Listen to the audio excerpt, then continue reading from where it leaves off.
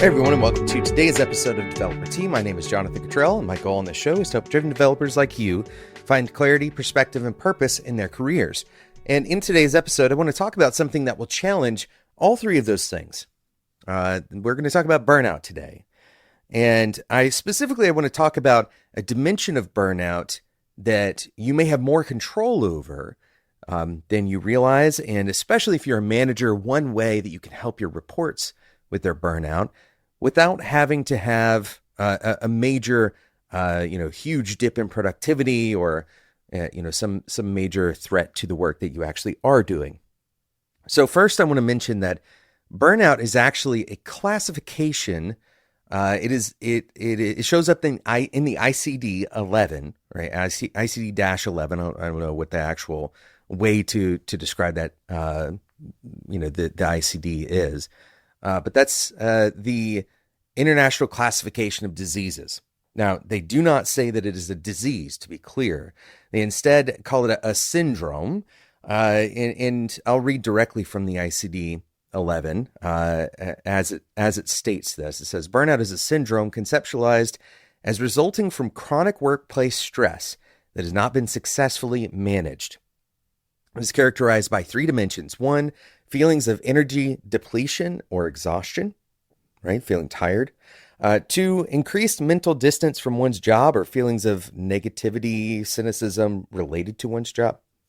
And then number three is reduced professional efficacy, right? Being good at your job, okay?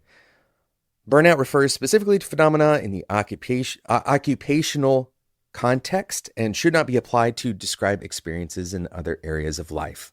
So this is what the ICD-11 says. And you'll notice a couple of things. One, the amount of time that you work is not mentioned. Right? So this leads us to be able to conclude that the amount of time that you work is not a direct input to burnout. Okay? It doesn't talk about the people that you work with. It doesn't talk about your boss. It doesn't talk about what kind of work you're doing. It just talks about these three aspects or these three signs of burnout. All right. So those three things, especially if you have all three of them, then burnout may be part of the reason why. Okay. So I want to talk about a couple of different aspects, and specifically I want to give you a tool set that you can practically apply to be able to improve burnout. This may not fix it. It may not be the only thing that you can do. Certainly it isn't the only thing you can do, but I do want to give you something that is more practical than the advice that you may hear. So first, let's talk about the typical advice for someone who's experiencing burnout. Take more vacation, right? Find a new job. Find something different that's not as demanding on you, right? Another one is work less, right? These all seem like they are solving the same problem, which is essentially do less, right? Try to reduce the amount of work that you're doing in order to deal with burnout. And the reason why this is the most common go-to is because people are trying to affect the very first thing that we mentioned in that definition, which is successfully managing the chronic workplace stress. All right, so we are proxying the successful management of stress to less work. So in other words, if you have fewer opportunities to be stressed, then hopefully that will reduce the amount of stress that you have to deal with, and therefore you'll be able to recover. So this views it as kind of a tank filling or tank emptying philosophy, where the more work you do, the more stress accumulates. And then in order to accumulate less stress, do less work, right? This makes sense from a pure kind of input-output perspective, and it may also work for most people, but it may not be practical. I imagine if somebody came to you and said, just work less, and you are driven in your career, that sounds like something that's hard to actually affect, right? If you went to your boss and said, I want to work less, I want to reduce my stress by working less, that it's most likely most of you feel like that's not the best career move for you, even though staying burnt out is possibly a lot worse, right? So it leaves us in kind of a difficult position where we have to choose between, working less and regaining some of our, sense of efficacy, for example, regaining some energy, reducing the negativity that we have about our job,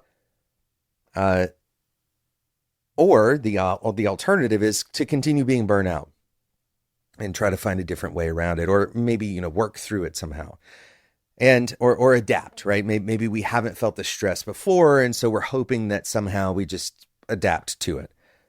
But there is other option. Other options exist, right? If you look at the equation that this definition lays out for us, if we can find ways of successfully managing stress, right, or improving our recovery, if we can find ways of reducing the stress that we incur without necessarily reducing the work that we're doing, then we can improve our burnout metrics, right? We can improve our exhaustion. We can improve our sense of negativity about our job. We can improve our sense of efficacy. So I want to talk about one specific. There are plenty of ways that you may go about doing this, but one specific way that is shown in research to improve your stress level to begin with, right? And it will also improve your ability to clear that stress, to deal with the stress. Specifically, I want to talk about agency or autonomy, the ability to make decisions. And the easy way to remember is this: if you're a manager, if you're an IC, whatever, wherever you are in the organization, the easy way to remember this is, in order to control stress, provide control. In order to control stress, provide control. This is agency and autonomy that we're talking about. The ability to make decisions, the resources to actually carry out those decisions, right? The trust that your decisions are actually worthwhile, that they can be acted on, and the kind of permission or freedom, agency to go and actually act on them. So it's very likely that if you're experiencing burnout, your burnout would be improved if the demand that was placed on you, which, by the way, is kind of the primary driver of stress, is demands, if you had more resources to be able to deal with the demands. The ratio of demand to resource, or demand to agency, the ratio of demand to ability to meet that demand, is directly correlated to your stress, right? This isn't a theory. This is just a fact that your ability to handle things is going to have a direct connection to your stress level as a result of the things that people are handing you to handle. Does that make sense? So if you're thinking about, how do I reduce my stress level? If you were more capable, right? And we'll talk about what I mean by capable here. If you were more capable of handling the things that are being asked of you, then your stress level comes down. And we can kind of prove this if you had a less capable machine, right? Let's say that your laptop, that your work provided laptop, is hindered in some way. Maybe every 2 hours you have to restart your machine entirely, and you have to, I don't know, this is a made up scenario, right? It doesn't necessarily say anything about your personal capability. It doesn't say anything about your skill. It doesn't say anything about your energy levels. It's entirely the environment that you're having to deal with, right? Because you're getting slowed down, your sense of efficacy is reduced. Your sense of flow is going to be reduced, right? All of these, the autonomy and agency that you have is going to be hindered by the fact that you have this interruption in your work. And this is one that, is very kind of mechanical in nature, but there are a lot of interruptions that would fit in the same category in terms of hindering your agency, hindering your autonomy, right? Slowing you down. The resources are reduced, and so the demands, the ratio of the demand to the resources, necessarily demands start going up on that ratio, right? So what you want is sufficient resources or even more resources available in order to meet the demand. And resources here, I'm very broadly lumping in, agency, autonomy, the decision-making resources, right? The more control you have, the more resources you have. So to meet the demands that you have, if you have more control, more resources, if you have what is necessary in order to do those things, then you're going to be less stressed by those demands. All right. So this can also extend into things that are actually skill-based. So training, right? If you are trained to be able to handle those particular demands, and you are more, you have more efficacy at a baseline, then those demands are going to be less stressful to you. All right. If somebody asks you to do something that you're not very skilled at doing, they don't give you training, your tools are subpar, then that's going to be more stressful naturally, right? So imagine 2 work weeks, exactly the same amount of time in those work weeks, 40, 45 hours. And in one of those work weeks, you are given a bunch of tasks that you have no idea how to do. You don't have good connections with your teammates. You are getting, Slack messages that are considered off hours, but you're still seeing them come through. So your ability to recover after the stressful day is reduced. All right. So now let's imagine adding agency on autonomy. Okay. In that first example, you're required to be on specific set hours. Okay. Specific hours for work. And, it's tightly controlled which hours you're working. Now, let's imagine in the second scenario, you're working the same number of hours, but you have more autonomy over when you're working. You have better tooling. You have better connections with your teammates, with people who know the work that you're doing. The things that you don't have the capability of doing, you're able to either delegate or get training in order to accomplish. You have more resources to accomplish what you need to accomplish. You have more decision-making power. You have autonomy over your time. These 2 scenarios are drastically different with the same number of work hours. The amount of stress that you're going to experience in the first one is much higher, all right? Regardless of the amount of time that you're working. So the goal here is to create an environment where you have higher agency and higher autonomy, where you have more control over how you do your job, right? More control over the decisions that you're making, more resources in order to make more decisions. When you talk to your manager, next time you talk to them, bring up this idea that, especially if you're feeling burnout, try to pinpoint, right? This is a good exercise to take away from this. Try to pinpoint what resources could you have, right? Whether that's something that you can go buy, if it's training, if it is a connection to a mentor in the company, maybe it's another person working on the team with you, right? There's a variety of things that you may fit into this bucket, but what could you have that would improve the efficacy of your time, that would improve your autonomy and agency given the problem that you have to solve? Okay. Talk to your manager and bring those things to them. The goal of a good manager, one of the goals of a good manager, is to ensure that your ability to do your job is not hampered, right? That you aren't hindered by a very solvable problem.